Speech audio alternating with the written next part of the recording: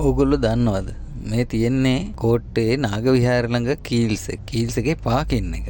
මේ පාකින් එකේ සමහර වාහන නතර කරලා තියෙන්නේ මූණ ඇතුළට. සමහර වාහන නතර කරලා තියෙන්නේ පිටිපස්ස ඇතුළට.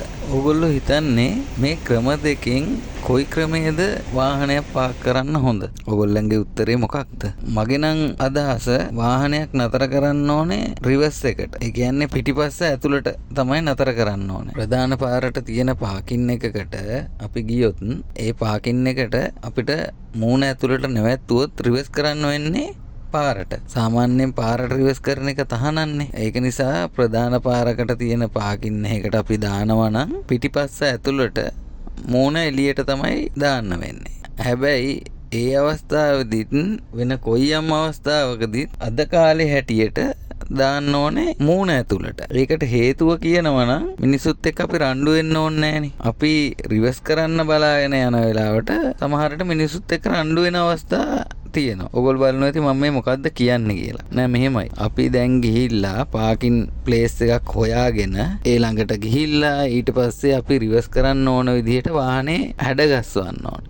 ඊට පස්සේ රිවර්ස් කරන්න ඕනේ. ඒ වෙනකොට තව මිනිස්සෙක් කොහෙදෝ ඉඳලා ඇවිල්ලා අර ඉඩට දාලා ඉවරයි. අපි මේ රිවර්ස් කරන්න හදනවා වෙන මිනිස්සෙක් ඇවිල්ලා පාක් කරලා ඉවරයි. එයා කෙලින්ම මූණ ඇතුළට දාලා පාක් කරනවා. එතකොට දැන් අපිට මොකද වෙන්නේ? අපි එක්කෝ වෙන පාකින් ප්ලේස් එකක් හොයාගන්නවා. එහෙම නැත්නම් අර මිනිස්සයාත් එක්ක රණ්ඩු වෙලා ඒ මිනිස්සයාට වෙන තැනකට ගන්න කියලා අපි රිවර්ස් කරලා දාන්න ඕනේ. ඉතින් ඔන්න ඔය කරදරේ ඇති වෙනවා ගොඩාක් පාකින් වලදී. මොකද මගේ අත්දැකීම මම කියන්නේ. ඒක නිසා ඔය රිවර්ස් කරලා කොයි වෙලේ හරි කොහොම හරි ගන්න බැරිය. මුළු ලංකාවෙම වාහන අයින් වෙච්ච වෙලාවක හරි රිවර්ස් කරලා ගන්න පුළුවන්. ඒ මිනිසුත් එක්ක රණ්ඩු වෙන්න අවශ්‍ය වෙන්නේ නැහනේ. ඒක නිසා ආපු ගමන් පාකින් එකට මූණ ඇතුළට නවත්තන්න. ඊට පස්සේ යනකොට රිවර්ස් කරලා ගන්න. නැත්තම් අපි පිළිවෙලට පාකින් කරන්න කියලා හිතාගෙන රිවර්ස් එකට නවත්තන්න වාහනේ හැඩගස්වන පොඩ්ඩට කොහෙදෝ ඉඳලා ආපු බයිසිකලයක් හරි ත්‍රිවිල්ලයක් හරි වෙනම වාහනයක එක්කෙනෙක් හරි අර පාකින් ප්ලේස් එකට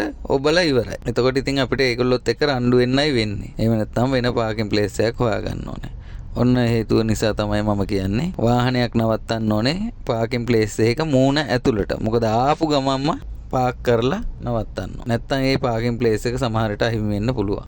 ඒ වගේම මේ අස්සෙන් මුල්ලෙන් ඔබ ණයටත් කියන්න තියෙන්නේ ඔයගොල්ලෝ එහෙම කරන්න එපා. කවුරු හරි පාක් කරන්න බලාගෙන ඉන්නව නම් එයාට ඉඩ දෙන්න. මේ වගේ තවත් වීඩියෝ බලන්න මගේ YouTube channel එකට එකතු වෙන්න. ස්තුතියි.